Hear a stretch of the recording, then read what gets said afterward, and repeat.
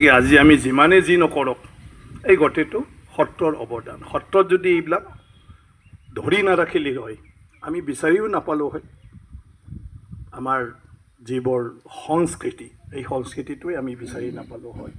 আজি আটাই ইয়াত অকল আধ্যাত্মিক জীৱনটোৱেই মাত্ৰ শিক্ষা দিয়া নাই, এই অঞ্চলৰ শিক্ষাৰ পৰা আৰম্ভ কৰি মানৱ জীৱনটোত আমাৰ স্বভাৱ চৰিত্ৰৰ পৰা আৰম্ভ কৰি কেনেকুৱা হ'ব লাগে, প্লাছ নিজে এটা উদাহৰণ আটাৰ নিচিনা যদি হ'ব পাৰে মনে প্ৰাণে, তেতিয়াতো সেই জগতখনত কোনো সমস্যাই নাথাকে, হয় না নহয়? আটাক আমি যেনেকুৱা পাইছোঁ, আটাৰ নিচিনা যদি আমি হ'ব পাৰোঁ, আৰু কিবা সমস্যা থাকিব নেকি সেই দুনিয়াত? আনে নাখালে নাখায়, গতিকে আনে আহিলে নিজে প্ৰথম সন্মানটো দিয়ে।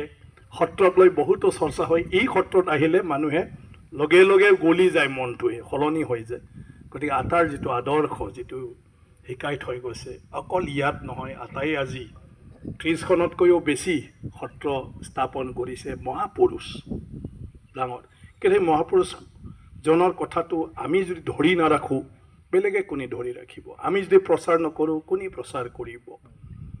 আৰু ভৱিষ্যত প্ৰজন্মই ক'ৰ পৰা মানে এটা কিবাটো পাব, উৎসাহটো পাব? গতিকে আটাৰ জীৱনীটোৱে আমাক বহুতখিনি শিকায়, তেখেতৰ জীৱনীটোৱে।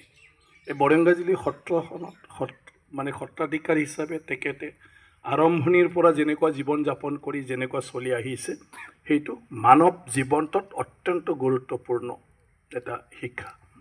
গতিকে সেইকাৰণে আমাৰ দায়িত্ব থাকিল স্থানীয় মানুহ হিচাপে, আজি স্থানীয় মানুহতকৈ বেছি বাহিৰৰ পৰা আমাৰ এই সত্ৰৰ লগত জড়িত। সদায় চবে আহে, সদায় চবে ইয়াত পূজা অৰ্চনা কৰে, এই সত্ৰৰ লগত জড়িত হৈ চবেই কাম কৰি থাকে। আজিও আহি পাইছে গুৱাহাটীৰ পৰা, আৰু ক'ৰ পৰা আহি পালে, আৰু অলপ ঢোল বজালে আৰু আহিলে হয়, হয় না নহয়?